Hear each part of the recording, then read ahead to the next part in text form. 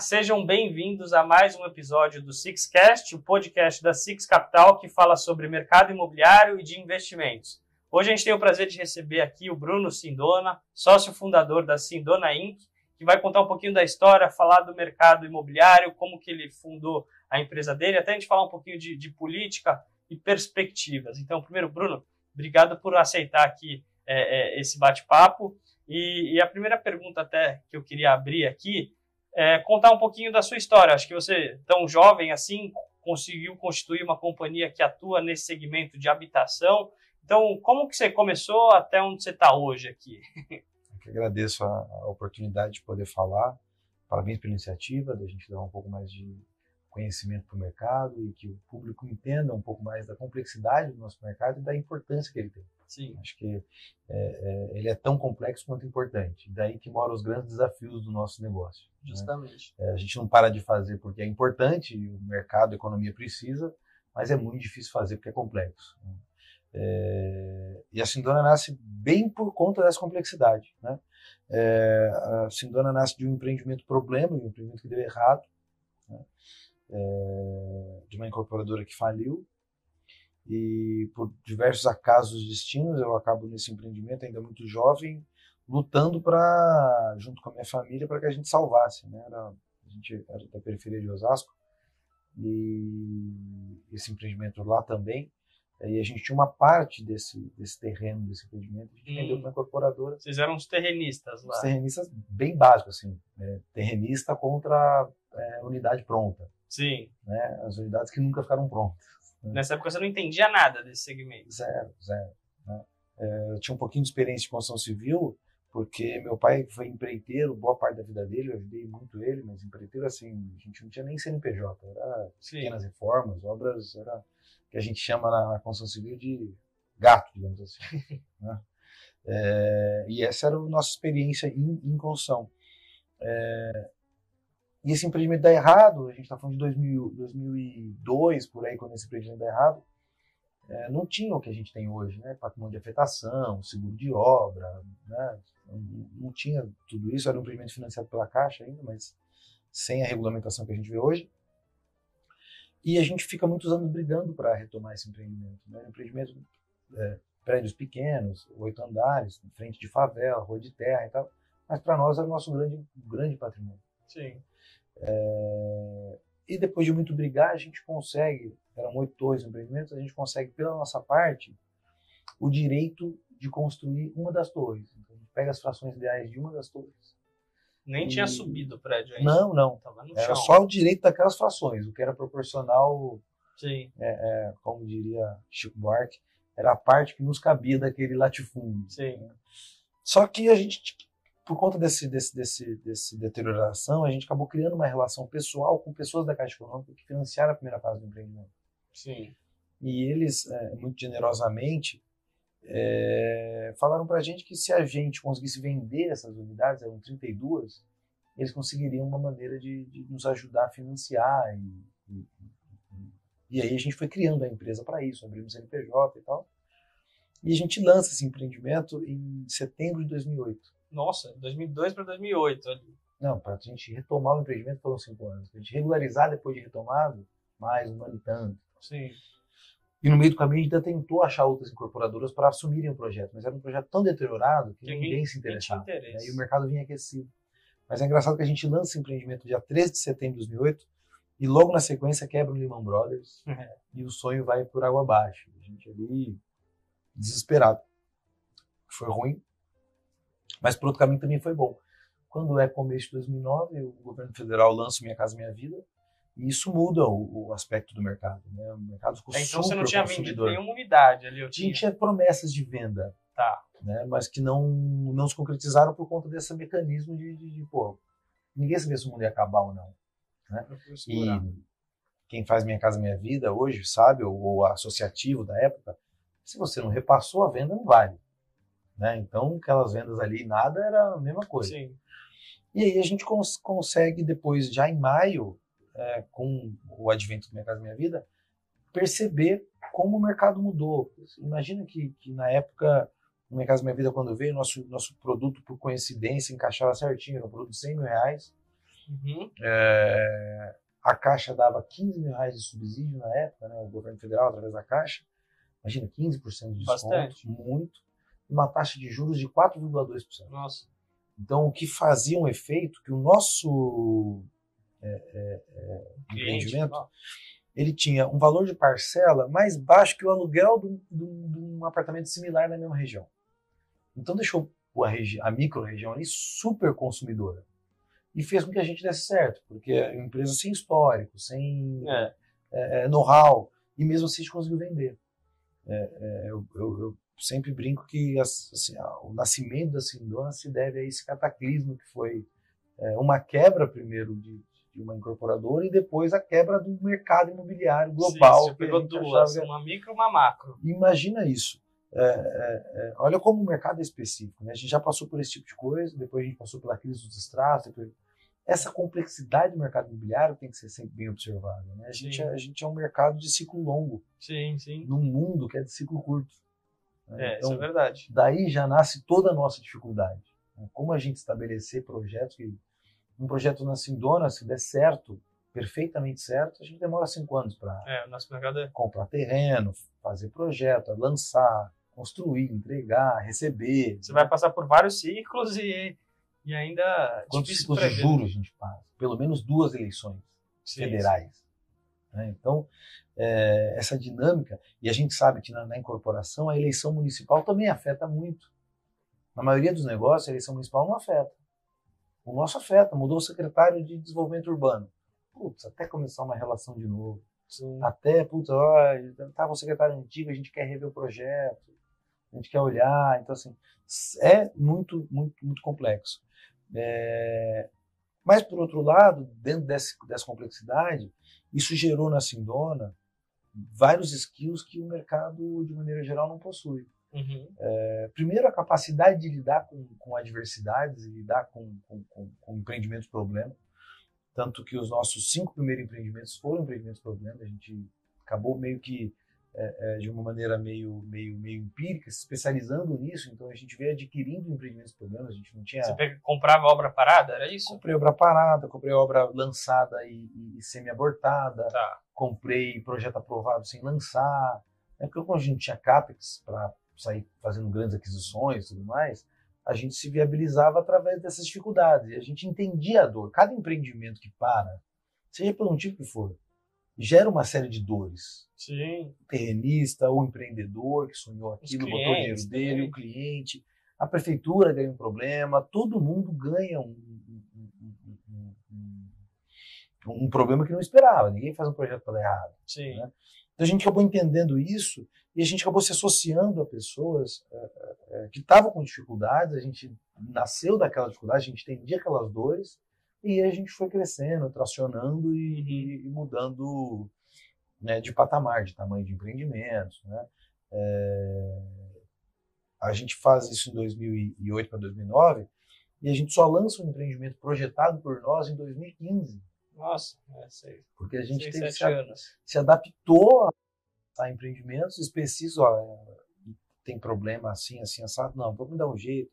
A gente organiza isso aqui na venda. Que a gente é mais rápido um empreendimento desse que você pega numa obra parada, assim, vou chamar assim? Ou 2 perguntas que eu queria fazer sobre isso específico, que eu acho que é um segmento mais nichado, né? Vou falar assim, não sei se você ainda atua hoje, mas comprar um empreendimento que não deu tão certo, um lançamento abortado, uma obra parada, ele é mais rápido e o segundo, ele é mais ou menos rentável comparado com o empreendimento que você faz do zero? É impossível falar isso, é impossível responder, porque uma das questões da complexidade do nosso segmento é que cada empreendimento é um ser único.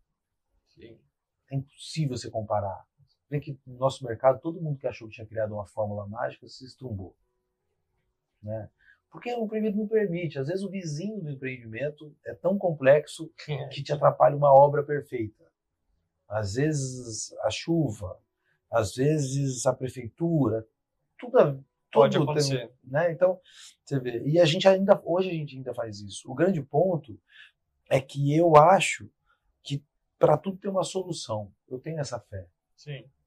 Com as pessoas certas, olhando no caminho certo. A gente está entrando no empreendimento agora, Bahia, na ilha de Itaparica. Uhum.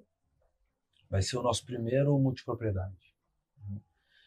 Que é um empreendimento que sofreu todas as intempéries da pandemia. Sim. E o desenvolvedor inicial, que ainda é sócio, decidiu paralisar e falou assim, vamos entender o que está acontecendo Antes e vamos de refazer. colocar mais dinheiro aqui. Somado a isso, veio o problema dos multipropriedades. A gente teve um modelo que expandiu muito, que depois deu uma recuada. Deu uma recuada, juros altos não combinam com multipropriedade, crise econômica não combina com multipropriedade. Né? Então tem uma série de... arrefecimento do turismo não combina com multipropriedade. Então sofreu uma série de intempéries que exigiram mais qualificação do mercado. Multipropriedade, eu brinco que está passando hoje pelo que o mercado de desenvolvimento imobiliário residencial passou em 2015. A gente não sabia lidar com distratos. Foi aprender, né? Multipropriedade tem bastante. Mas 80% do mercado ficou para trás na crise dos distratos. Um mercado que a PDG quebrou, qualquer um pode quebrar. Qual quebrou, qualquer um pode quebrar. Essa é a dinâmica do nosso negócio. O mundo muda, a economia muda e a gente está montado no elefante, que anda devagar na velocidade dele. E a gente tem que fazer esse elefante se alinhar com os movimentos do mercado. E é difícil. Né? Eu brinco que incorporação é igual caçar elefante. Só com a diferença que você atira primeiro e empurra ele depois. E aí fica lá uma empresa inteira empurrando o empreendimento para a bala e se der certo a gente faz os dois se encontrar. Né? E para nós está sendo um desafio. Porque a gente poder fazer um empreendimento na ilha de Itaparica com uma coisa que eu acredito muito, que é a democratização do acesso à praia qualificado. Né? Nosso cliente, o cliente de classe C, de classe D, ele não acessa a praia como se deve. Quando ele vai para a praia, ele vai no terceiro, quarto quarteirão da praia. E a gente quer oferecer uma experiência de praia, de beach club, de acordar de manhã, abrir a janela e ver o mar. Isso é uma parcela de R$500 por mês. Só o multipropriedade pode oferecer isso. Sim. E ninguém pode ir 2, 3, 4, 5, 6 vezes para a praia no ano. Uma vez de 15 dias ou 2 vezes de uma semana, tá ótimo. Funciona como férias, a gente leva a família inteira. E cabe no bolso também até depois, né? Um condomínio, não sei. Cabe no bolso. Isso que eu ia falar, acho que eu estava vendo as notícias, né? O incorporador que quer construir casa de rico para pobre. Né? Fala um pouquinho mais disso. O que você quer dizer com isso? Como que hoje uma pessoa que ganha, chutar aí, sei lá, 5, 6 salários mínimos, que é o meu cliente, né? Consegue ter um carro executivo com motorista? No Uber. Fracionamento. Essa é a lógica para o nosso cliente conseguir acessar coisas que ele não acessaria de maneira convencional. Como que a gente consegue levar uma excelente piscina, uma excelente academia ou um empreendimento para um excelente bairro? Fracionamento. A gente tem um empreendimento no Cidade Jardim, aqui do lado do shopping, que era um empreendimento que tinha um projeto aprovado para 11 casas de alto padrão. Hoje a gente está fazendo nele 369 unidades na Casa Minha Vida. Nossa Senhora! Através do fracionamento, a gente consegue remunerar um terreno e consegue trazer pessoas que estão morando nas bordas da cidade para morar melhor, para beber de um IDH. A gente fez um lançamento esse mês do Morumbi. O Morumbi é um bairro que, na minha opinião, perdeu a vocação. Não funciona mais como bairro. Quem morava lá 20 anos atrás está insatisfeito com o que aconteceu com o bairro. Quem morava há 10 se frustrou por N motivos. E agora o bairro perdeu valor. Saiu uma recente pesquisa, o Morumbi não está entre os 20 bairros mais caros da cidade. Bem barato lá, né? Bem barato, assim, comparado com os outros. Comparado com o que a gente imagina como alto padrão, etc. Sim, pelo padrão das construções dos apartamentos, né?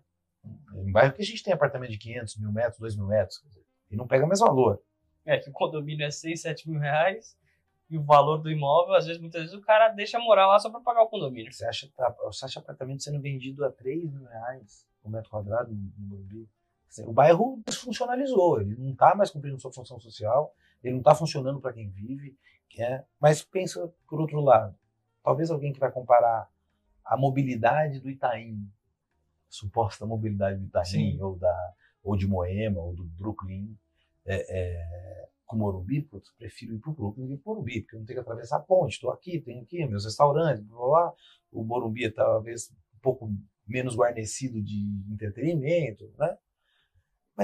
E aí ele acabou optando para o Brooklyn, por isso que o Brooklyn está valorizando mais, né, do que o Morumbi. Bom, mas e para quem mora no Campo Limpo? Para quem mora em Interlagos?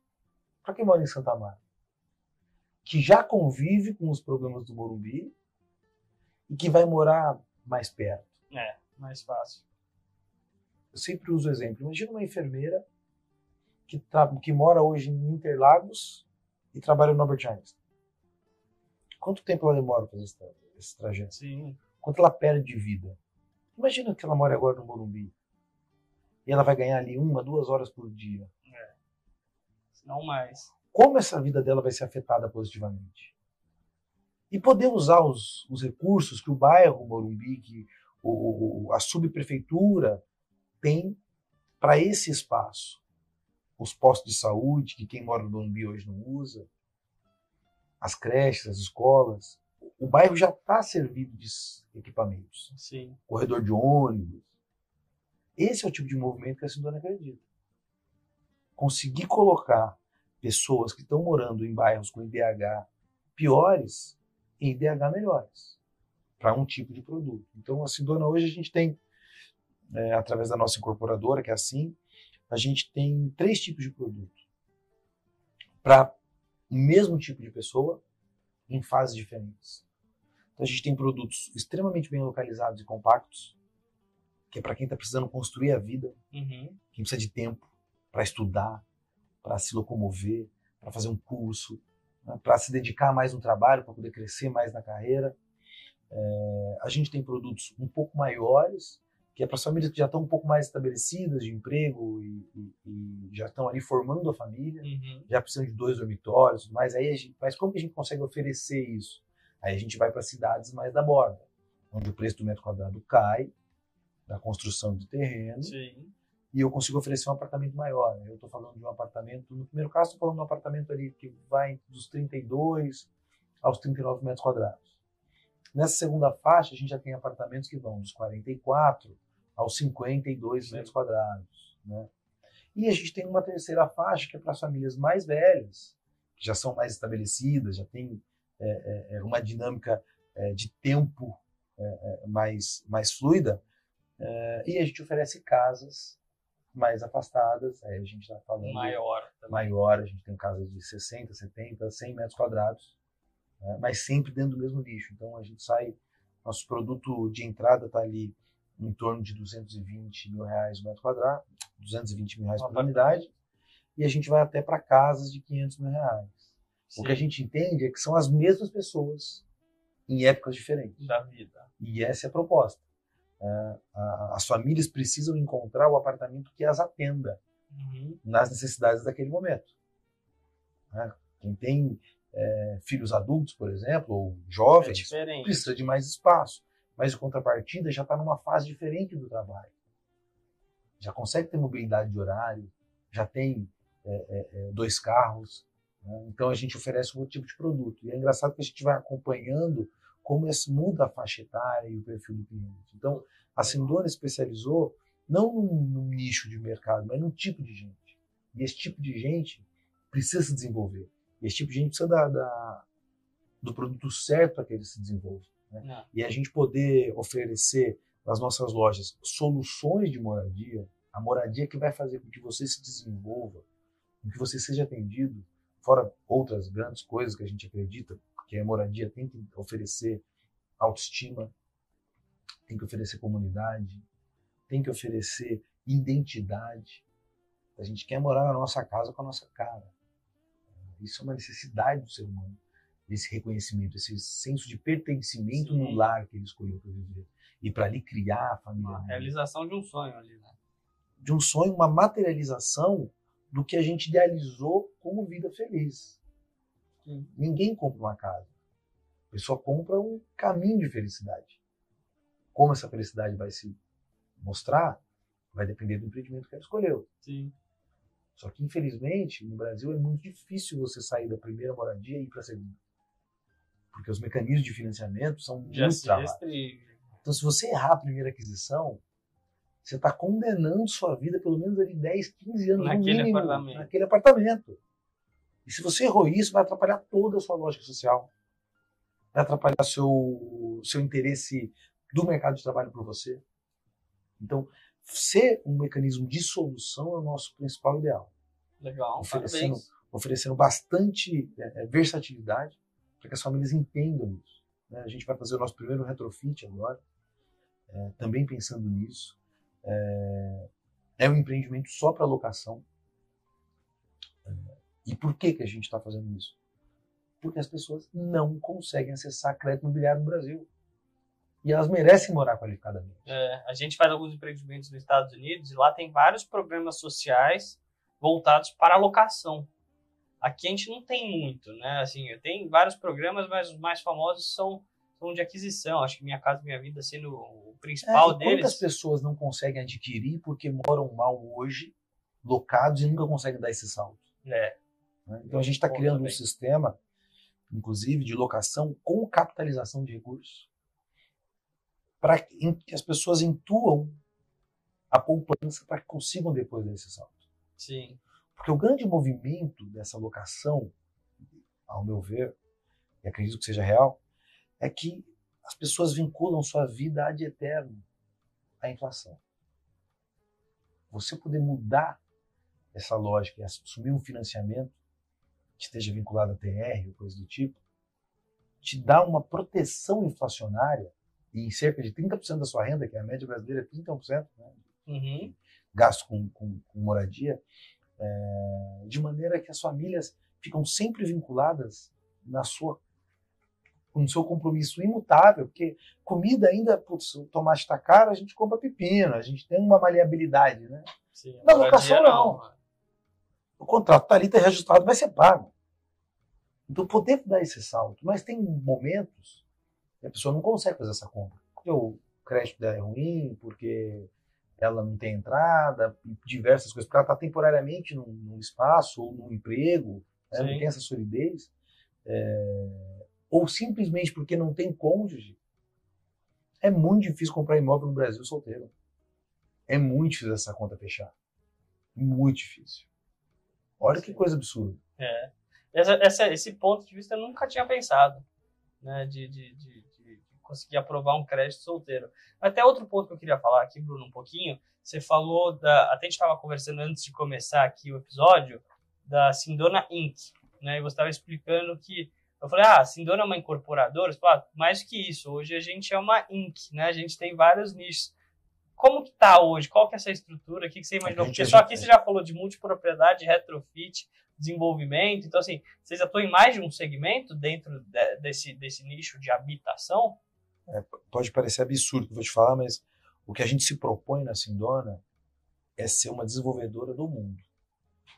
A gente que faz desenvolvimento imobiliário tem que olhar isso de um panorama maior e ver, reconhecer e entender que o que a gente faz, na verdade, é desenvolver o mundo. Porque todos nós que estamos aqui, infelizmente, morreremos e os projetos que a gente fez vão ficar. Quem constrói o mundo são as empresas desenvolvedoras. Seja eu que faço residencial, quem faz um porto ou coisa do tipo. Então a Sindona se entende como uma companhia que pensa esse futuro do mundo, que pensa o desenvolvimento das cidades como o grande vetor de desenvolvimento humano. Mas tem vários nichos nisso aí, tem vários estabelecimentos. Então, quando eu olho para a Sindona, eu não acho que ela é uma empresa, como eu posso dizer, multifacetada. Eu acho que ela tem uma faceta só, que é fazer desenvolvimento humano. E a gente faz isso através do desenvolvimento imobiliário. Só que para isso as pessoas precisam de lazer. Então a gente se aproximou do multipropriedade. Sim. Entendendo como uma ferramenta de lazer. Como uma ferramenta de poder oferecer para o nosso mesmo cliente que compra um apartamento com a gente, uma colônia de férias, onde ele vai ter o uso de um espaço que ele não teria se não fosse daquela maneira. É muito difícil você levar para um hotel uma família de 5 pessoas. Sim. É caro. Os quartos de hotel nem recebem 5 pessoas. Né? Raramente recebe 4. 3, muito pouco. Então, como é que funciona essa dinâmica dessa família? Você poder oferecer um produto que é um apartamento que cabe em 5, a gente tem produtos de 5, 6 e 7 pessoas. Porque as famílias são grandes. são cotizados, a gente poder levar, no nosso caso, nosso empreendimento é na Bahia, a gente poder fazer com que uma família dessa tenha um baita serviço de praia, tenha um beach club numa ilha paradisíaca, de frente de um mar sem ondas. Por que a gente escolheu um mar sem ondas? Porque é seguro para a família. De todos os tipos, pequenininho, do idoso ao pequeno, mães, principalmente mãe, né, que o pai vai beber cerveja e fica mais perdido. Mas mãe fica apavorado com o mar. Se botar sua família num mar revolto, é super difícil, fica aquela loucura, cadê a criança, cadê a criança, cadê a criança, tá sentada aqui do lado, tá todo mundo desesperado. Eu falei assim, não, vamos levar num lugar sem ondas, que seja protegido, que as pessoas possam praticar esporte marítimo. Eu não quero praticar o kitesurf. Não, é um stand-up ali da criança poder brincar, das pessoas poderem ser vistas, da gente poder oferecer um serviço de praia, uma maré que não sobe. Então, a gente está lá na ilha de todos, na Baía de Todos os Santos, em Salvador, com baita parque aquático na beira do mar, coisa mais linda do mundo. Você poder curtir aquele visual de mar dentro de um parque aquático, com 8 piscinas, lindo, lindo, lindo, por R$500 por mês. E a gente faz questão, a gente está no pré-lançamento agora, a gente está se organizando para lançar em outubro o empreendimento. A gente não está vendendo muito propriedade como investimento, nem entra na nossa tese. A nossa tese é, vamos oferecer férias de qualidade para o nosso público, por R$500 por mês. Em 7 anos está pago, você nunca mais paga. Você paga condomínio e vai usar suas férias. Simples assim. E ainda tem valor comercial. Você quer vender, não quer mais, cansou, está precisando do dinheiro, passa adiante. Essa é a nossa tese. E a gente está começando por lá. A ideia é a gente vir depois para o litoral sul de São Paulo, e também num produto de casa de campo, muito provavelmente vai ser em São Roque. Também multipropriedade. Eu acredito muito no multipropriedade para zonas próximas de grandes centros, onde a gente está vendo todo esse problema que a gente tem de aéreo, né? Uhum. Cada vez mais caro, e vai ficar cada vez mais caro. O único jeito de baratear o aéreo é reduzindo o custo do combustível, que não é bom para o planeta, ou aumentando a frota de aviões, que também não é bom para o planeta. Então a gente vai ter que entender melhor como vai funcionar esse aéreo. Mas os grandes centros, você pega São Paulo, por exemplo, é muito pouco desguarnecido de muita propriedade. É verdade. Muito pouco. A distância de um carro, né? A distância de 1 hora de carro, de 1h30 de carro. Então, a gente está num momento de entender como a gente consegue oferecer um leque grande de serviços, de produtos, mas para o mesmo cliente. Sim. Por exemplo, a gente tem... Bem focado. Bem focado. A gente tem uma startup de crédito. Né? O que ela faz? Ajuda nossos clientes a tomar crédito. Porque tomar crédito no Brasil é extremamente difícil. Meu cliente não sabe declarar imposto de renda para formalizar a renda formal dele. A gente precisa auxiliá-lo. Quantos clientes a gente abriu empresa, ajuda a abrir empresa, indica o contador. Nossa empresa chama Crédito Tudo Bem. Justamente porque a gente acredita que o crédito imobiliário é um crédito do bem. Porque tira o cara da inflação, do aluguel e bota trocar, né? E um negócio que é dele. Um negócio que é dele, que dá uma segurança familiar enorme. Quantas famílias não se organizam na parte financeira a partir do momento que elas têm que buscar o crédito imobiliário? Vai entender quanto cansei de ver isso na mesa com o cliente. A família vai entender quanto ganha naquele momento. Quanto eu ganho? Parece incrível. Sim. Até desculpa te interromper. Fica à vontade. Bruno, eu estava fazendo entrevista aqui com o Vitor da Pacaembu também, e a gente estava falando desse ponto, né? Da virada de chave do aluguel para aquisição própria. Ele falou, João, se você parar para pensar, o cara compra uma casa minha ali no faixa 1, meio, 2, e ele paga, sei lá, R$200 mil. Quando passa 15 anos, ele já trocou aquilo, né? Ele está ainda devendo para o banco 100 mil, mas a casa dele vale 400. Ele tem uma poupança de 300, e quando que ele ia fazer isso aqui, talvez morando de aluguel? Ele nunca ia conseguir fazer isso. De graça, né? 20 anos, pega 20 anos, isso aí, a gente pode olhar os índices aí, quando a gente olha os imóveis em 20 anos, bate Bovespa. Bate uma série de índices. Sim. Agora você para pensar que o custo do aluguel é um custo. É despesa. É despesa, você vai ter que pagar para morar. Quando você olha isso no longo prazo, você morou de graça E quando E você tem pega 20 anos, patrimônio ali, um legado para a multiplica família, né? por 5 o valor do imóvel. Então, em 20 anos, o imóvel que era R$200.000 vai valer quase R$1 milhão. Qual a chance dessa família juntar R$1 milhão ali na poupança? É muito baixo. A gente não tem cultura de poupança. Sim. Bruno, eu queria ainda entrar em outro assunto até. Acho que você tem acho que toda essa história que você colocou aqui desde o começo, onde você começou com um empreendimento frustrado, que você tinha participação, acho que era o patrimônio da família, você começou a atuar, então tinha muito causa própria ali, até hoje o desenvolvimento da Sindona. Você tem hoje também um segundo papel muito ativista, vou chamar assim, em prol do segmento, né? Do segmento, vou chamar aqui de habitação, de funding, que nem mesmo você colocou. Muitas vezes é difícil você conseguir contratar um empreendimento, é difícil o cliente final conseguir um crédito. Então, o que você tem feito? O que é seu ideal aqui? O que você acredita que dá para fazer para fomentar e para onde vai assim o nosso mercado? Acho que hoje a maior batalha é a batalha por funding, né? A gente, por razões dessas dificuldades que o Brasil passou recentemente eu digo nos últimos 30 anos, essas crises que a gente tem constantemente, a gente acabou desenvolvendo um mercado imobiliário extremamente atrelado à dívida. É um mercado bancário, basicamente. Que isso gera muitas dificuldades para o segmento. Além do tamanho do mercado, que sempre é difícil de crescer,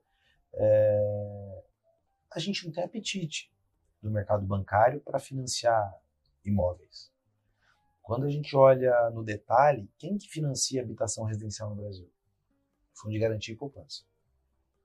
O Fundo de Garantia é compulsório e a poupança tem ali umas travas, porque eu boto na poupança porque é mais seguro. Sim. Né? Tem uma certa... Se excluir esses dois fatores, não existe crédito imobiliário no Brasil. Os bancos não colocam dinheiro nisso, não se interessam por isso. Apesar de haver dezenas de estudos que dizem que um cliente que financia um apartamento com um banco, que toma crédito imobiliário, é 4 vezes mais rentável que todos os demais clientes da carteira. Porque ele leva todas as operações para lá, cria um vínculo emocional com o banco que financiou a casa para ele. Sim. Mesmo assim, os bancos não se interessam. No mínimo vai ficar com uma relação de 5, 10, 15 anos. No mínimo. Os bancos não se interessam por isso. Essa é a grande verdade. E não vão se interessar. Por que você acha que eles não se interessam? Porque enquanto o Brasil tomar dinheiro emprestado a 12% de juros, para que eu vou emprestar para o pobre a 8%?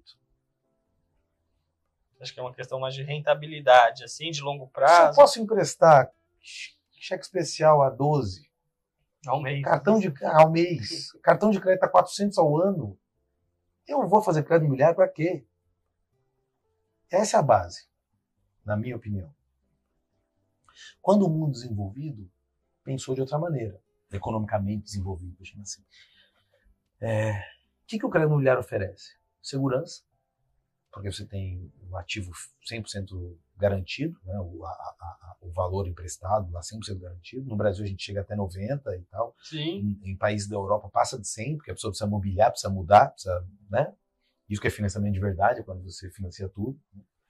É engraçado, né? Que o carro sai da concessionária 100% financiado, até o óleo que está no motor está pago. A gente não consegue aqui financiar o móvel planejado. A gente não consegue financiar o piso da sala. Vai ficar para sempre. Né? Que é a fábrica da garantia de 10 anos. O pneu não tem garantia de 10 anos. Sim, sim. Né? E mesmo assim ele é financiável. Né? Mas, enfim, é um crédito de longuíssimo prazo, é extremamente seguro, extremamente pulverizado. Porque os tickets que a gente precisa financiar para resolver o Brasil são pequenos, são tickets de 150, 200, 250 mil reais. Né? Quem que precisa disso? Para quem que isso faz muito sentido? Para o mercado previdenciário. Os países se desenvolveram a habitação de verdade usando o mercado previdenciário como financiador. O mercado previdenciário, fundos soberanos, etc. Esse é o grande ponto. A gente não conseguiu fazer uso desse capital no mercado de desenvolvimento imobiliário no Brasil. Fora esses dois que você falou, de poupança e FGTS, quase não tem. Até o mercado de fundos imobiliários que a gente está mais no dia a dia, a gente fala, pô, o mercado de fundos imobiliários é isso aqui em relação ao mercado. Colocar os fundos de pensão para financiar a sonda ultramarítima. E não colocaram para financiar a moradia. Alguém me explica a lógica de uma decisão dessa? Capital de altíssimo risco. Sonda ultramarítima. Hoje assim, para o leigo, o capital previdenciário não financia nada de habitação? Zero, não existe.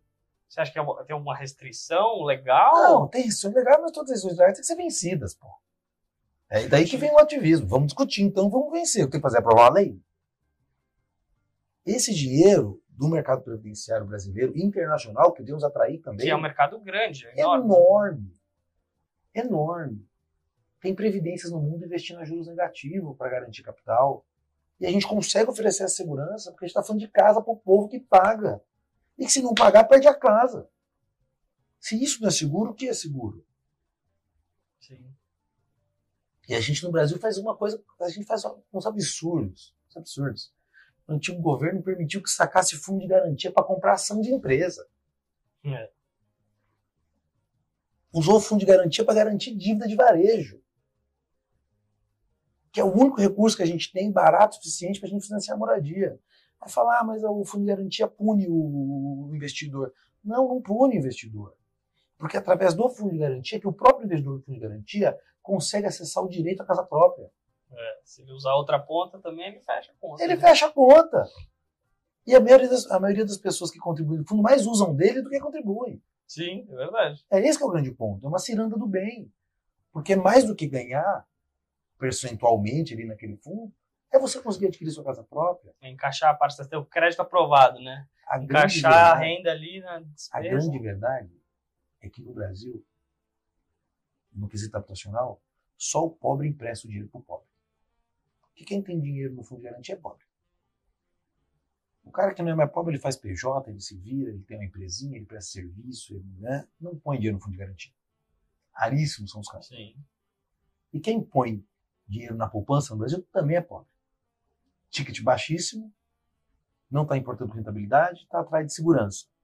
Muitas vezes desconhecimento, né? Não é o que é fácil, que está lá. Exatamente. A maior parte do dinheiro da poupança é desconhecimento. O pobre só empresta para o pobre. É esse que é o grande ponto. A gente não está discutindo no mercado onde está esse dinheiro. Mas os fundos imobiliários cresceram. Vai ver. A laje corporativa, loteamento e CRI de BTS. Mesmo assim, o mercado ainda é pequeno. Assim, né? Mas realmente não tem nada quase de desenvolvimento residencial. Quando tem, a maioria é médio alto padrão. Desenvolvimento de país. Sem desenvolvimento imobiliário residencial só existe favela. É a gente que toca o crescimento dos lugares onde as crianças vão nascer e crescer. Se a gente chamar um extraterrestre para ver o que a gente faz com as nossas crianças aqui, isso é absurdo. 50 milhões de moradias no Brasil não têm acesso a esgoto. Sim. É esse que é o grande absurdo. Que a gente está aqui na Faria Lima, que a Faria Lima não se importa. E precisa se importar. A gente está numa empresa ímpar, né? Toda vez que eu venho aqui conversar com o Nelson, eu ganho uma aula de Brasil, de democracia, de boa vontade, de vontade de fazer diferente, né? E você sabe que é ímpar, não tem muito desses papos por aí, né? Sim, sim. A gente precisa botar o capital a serviço do desenvolvimento do mundo. E dá para ser rentável, né, também, Bruno? Se você pensar assim, no negócio, ele tem que ser sustentável, não sei, até financeiramente, para conseguir desenvolver. Sim, você consegue atrelar isso, o social, com a rentabilidade, com o financeiro? Consegue atrelar isso, a gente tem que entender o quanto precisa ganhar. Esse é o grande ponto. Hoje mesmo eu vi uma matéria que 4 bancos brasileiros vão lucrar mais do que 26 bilhões. 4 bancos vão lucrar mais do que 26 bilhões no trimestre. Né? Trimestre, nem no ano. O que financia o mercado imobiliário residencial brasileiro hoje é 100 bilhões. Quer dizer, se a gente pegar só o lucro dos bancos e botasse a serviço de desenvolver casa para o povo, o lucro, não estou falando de tirar dinheiro do bolso de ninguém, pegar o lucro e não é dar não, pegar o lucro e investir. A gente dobrava o funding brasileiro para construir habitação. Dobrava. Alguém está pensando nisso? Não, a gente está distribuindo dividendo para capitalizar mais e investir menos. Banco de varejo no Brasil não investe. Sim. Banco no Brasil de varejo não tem financiamento de projeto. Tem que bater lá no Bradesco. Queria financiar meu projeto. Irmão, tem cartão de giro, quer? Tem desconto de recebível, quer? Sim. Ah, meu financiamento de projeto. Faz um protocolo aí que a gente vai mandar pro BNDES. Ele nunca mais volta. E nunca mais volta. É isso que a gente tem que discutir. Sim. Falando dessas medidas também, até, Bruno, não quero tomar tanto seu tempo, mas pensando no Brasil daqui para frente, vai até 2030, sei lá, 2040, como que você imagina, vamos pensar antes no curto prazo aqui, né? Dessas medidas, dessas atitudes, até do seu ativismo aqui, até político, vou chamar assim, o que você acha que vai mudar e o que você acha que talvez não, assim, putz, isso aqui eu acho que vai continuar assim mesmo, sempre foi assim, não vai mudar muito no nosso segmento? Não sei se você puder pensar alguma coisa, putz, acho que a reforma tributária que está vindo por aí vai ajudar, vai atrapalhar. A reforma tributária vai ajudar e vai atrapalhar, mas alguém pode discordar que tinha que ser feita? É algo que já se fala há muito tempo. Meu pai ele é do interior, né? Ele veio do Vale de Jequitinhonha. E ele tem uma frase muito boa que ele fala que é no caminho que o caminhão de abóbora ajeita a carga. Vai mudar, vai doer, não vão ter que ajeitar. Agora, todo mundo passou 50 anos no Brasil querendo falar reforma tributária, fazer, quando faz, reclama. Isso é natural. Aí todo mundo enche o saco. Mas tá fazendo porque fulano tá beneficiando? Porque eu vou contar uma piada rapidinho que é que o brasileiro, ele tava andando na rua, foi viajar para a Arábia, ele tava andando na rua, chutou uma lâmpada. O gênio da lâmpada saiu o pé da vida. Eu não vou dizer que era um banqueiro brasileiro, mas parecia. Aí saiu o gênio e falou, ó, você chutou minha lâmpada, eu vou te dar um desejo só, e é o seguinte, hein? O que você ganhar, o que você pedir, seu concorrente vai ganhar em dobro. Pensou, e falou, já sei, gênio, eu quero um pequeno infarto. Essa é a situação que a gente vive no Brasil. Dos grandes capitalistas brasileiros. Não pensam no projeto de país. A gente precisa pensar no projeto de país. Veja que o banco nasceu como banco, né, do jeito que a gente conhece, que se desenvolveu muito em Florença, por exemplo. Os banqueiros de Florença financiaram todo o Renascimento. A família Médici chegou a ter 200 tradutores traduzindo os escritos orientais para que o Ocidente conhecesse. Será que nossos banqueiros estão fazendo isso? Que são quem mais se nutre do capital que toda a sociedade constrói?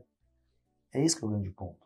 A gente precisa que o capital, eu uso o banqueiro como uma figura de linguagem, o capital pense em desenvolver um país.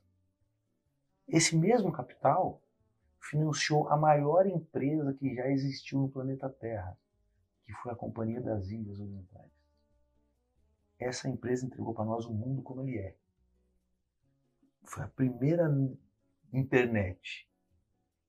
Será que a gente no Brasil tem, nos capitalistas, os donos do capital, essa grandeza?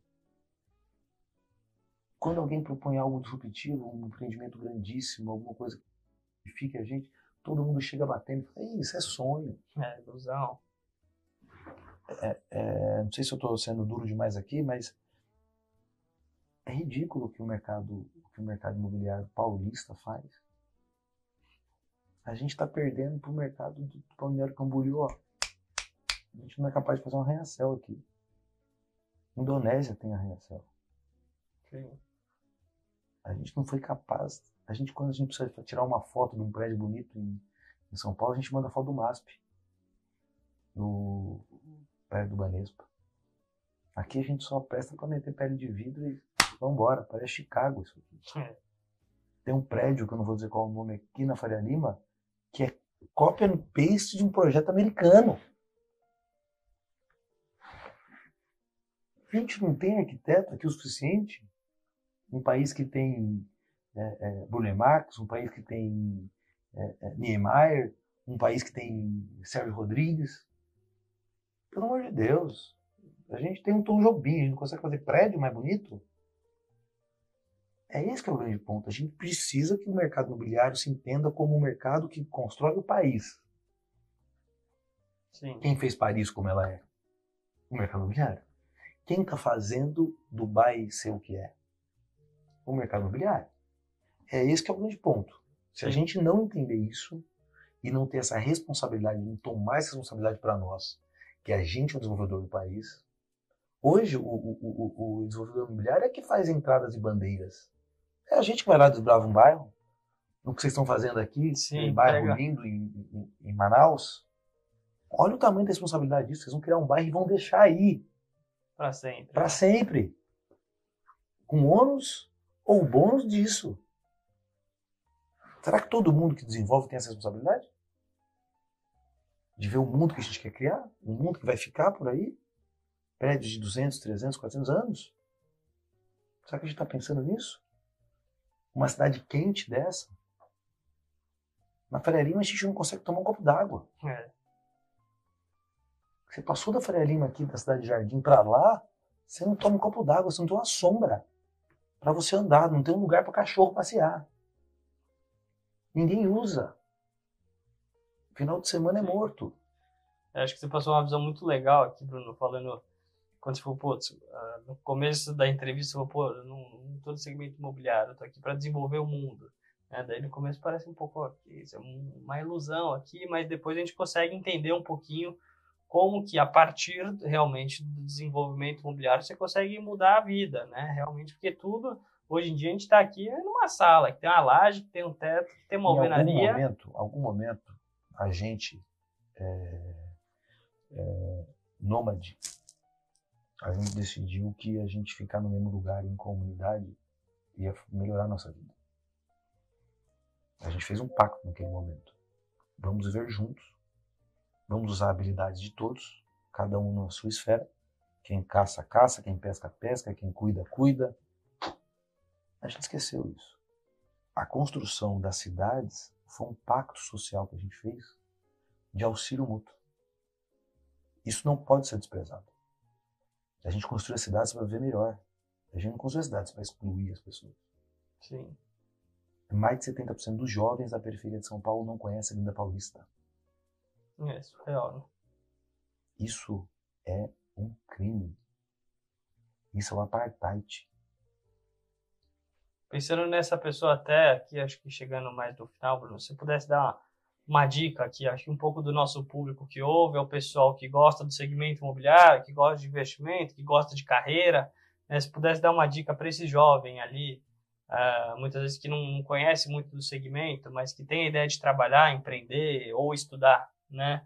O que você falaria para esse jovem aí, de acordo com toda a sua carreira, seus tombos, seus acertos, para esse cara poder entrar nesse mercado aqui que a gente trabalha, a gente explora, a gente tenta explorar de alguma forma? Tem 1000 maneiras de entrar no mercado, né? Eu sempre falo que o primeiro passo das pessoas empreenderem ou dedicarem a uma profissão é corram atrás das suas habilidades, não lutem contra elas, né? Acho que esse é o primeiro ponto. O segundo, busquem segmentos que estão pensando no próximo. A gente pode fazer o bem. É difícil você trabalhar na Philip Morris. É difícil você trabalhar numa empresa de pesticida. E se essas pessoas, se essas empresas pararem de encontrar quem trabalhe com elas, elas vão ser obrigadas a mudar. Se hoje a Philip Morris faz cigarro, é porque alguém topa trabalhar na Philip Morris. Então, eu ia falar que não tem nada contra o Philip Morris, mas eu tenho sim. Buscar esse propósito, né? Tem que buscar. Você pode ganhar vida fazendo bem. Trabalhando com afinco, trabalhando numa boa empresa. A boa empresa não quer dizer a empresa perfeita, não. A minha também é cheia de erros, cheia de falhas. Mas a gente é bem intencionado. Com auxílio de pessoas melhores, a gente vai conseguir fazer melhor, a gente vai conseguir ser melhor, corrigir erros, criar o inacreditável. É isso que é o grande ponto, né? A gente não pode fazer só por fazer. Sim. Porque não resolve a nossa vida. Não adianta você trabalhar super mal num lugar que você não gosta e depois ir fazer, vou ser feliz no meu hobby. Você fica mais tempo no trabalho do que com a família. Se seu hobby é jogar tênis, abre uma loja de bolinha, né? Vai ser feliz vivendo no universo do tênis. Né? Porque pessoas felizes fazendo bem as coisas que se dedicam e fazendo para o bem, uma corrente, né? É que vai construir um mundo melhor. A gente entende, os antropólogos entendem o início da raça humana a partir do primeiro fóssil de fêmur calcificado de uma mulher que foi encontrada. Isso quer dizer o quê? Que a partir daquele momento, uma fratura anterior àquele momento, uma fratura de fêmur era a sentença de morte, porque você seria abandonado pelo grupo e sem o grupo você morreria. E aí encontraram um fóssil calcificado. E isso quer dizer o quê? Alguém ficou e cuidou daquela mulher até que ela pudesse se recuperar. Ali é o início da raça humana. Ali a gente deixa de ser primata e passa a ser esse Homo sapiens que a gente conhece. A base disso é a comunidade. A base disso é o auxílio mútuo. É a empatia. Né? É empatia, é cuidar para ser cuidado, é altruísmo, é viver numa relação. Um cardume se protege. Sim. Um cardume. Olha o tamanho do cérebro do peixe. Uma abelha de colmeia se protege. E a gente se mata. Então, veja que no reino animal, a gente é a única entidade que conhece a crueldade. O universo animal não conhece a crueldade, a não ser nós. Fazer por seja o que for, pela mais absoluta crueldade. Então, a gente poder dedicar, a gente perdeu na sociedade aquela sensação de ofício, né? Ofício é o que você entrega para o mundo. A palavra quer dizer isso, é o que você faz. Estabeleça o seu trabalho, se eu posso deixar um recado, estabeleça o seu trabalho como um ofício. É o que eu vou fazer de melhor para o mundo, é o que eu consigo fazer de melhor para o mundo, é a minha contribuição para a posteridade. Né? Eu estava ontem, eu não tinha ido ainda, me marcou ontem, acho legal falar isso. Eu passei ontem na Casa Cor, não tinha passado ainda, tinha eu nem sei qual é o arquiteto, preciso procurar. Tinha um escritório de mulheres lá, ambientaram um escritório para mulheres e tal. E estava escrito assim na parede: que ancestral você quer ser? Eu achei isso super interessante. Vou até procurar depois de quem que é essa frase. Que ancestral você quer ser? O que você quer deixar para o mundo? As pessoas vão se orgulhar, seus herdeiros todos genéticos, né? Seus netos, bisnetos, filhos, e vão olhar para trás e vão falar: nossa, que orgulho daquela pessoa aqui. E ninguém vai lembrar o saldo da sua conta. Todas as pessoas que morreram, ninguém lembra com quanto morreu na conta. Ninguém sabe disso. Sabe o que você deixou para o mundo. E quem está no mercado imobiliário deixa algo perene. Pode, A gente não faz bala. A gente deixa um prédio. A gente vai ser lembrado pelas obras que a gente entrega. Pô, legal. Ótimas palavras aqui. Bruno, queria dar parabéns aí por toda a sua trajetória. Novamente agradecer sua participação aqui. Acho que a gente consegue se aprofundar assim, até sobre uma ótica um pouco diferente que muitas vezes a gente vê, né, de incorporação, a gente ficar falando de metro quadrado, preço, vai dar certo, não vai dar certo. Então, realmente, a gente consegue ver como você, começando de um caso pessoal, conseguiu ser atingido por isso, né, no mercado imobiliário, e hoje você tenta repassar isso nos empreendimentos que você desenvolve, seja de multipropriedade, seja de desenvolvimento residencial para venda, ou até para locação, que você chegou a mencionar, tentando explorar, até o ativismo político, né? Dá para ver bem esse caminho. Eu queria dar novamente parabéns. Obrigado. E agradecer a participação. Então, não sei, se você quiser dar uma palavrinha final aqui pro pessoal, novamente só queria agradecer por esse bate-papo bem gostoso que a gente teve aqui hoje. Eu que agradeço. Obrigado pela liberdade, estou à disposição. Estar aqui com vocês é um prazer, a empresa de vocês é incrível. E o que precisar, conta comigo. Se for para mudar o mundo, então pode me chamar a qualquer hora. Legal. E, pessoal, aproveita aqui para curtir, comentar. Se quiser cutucar o Bruno, ter dúvida aqui, segue a gente nas redes, compartilha esse episódio com o pessoal, que a sua ajuda é muito importante para a gente conseguir fomentar esse negócio e ter alguns bate-papos legais. Então, obrigado, pessoal, e até a próxima.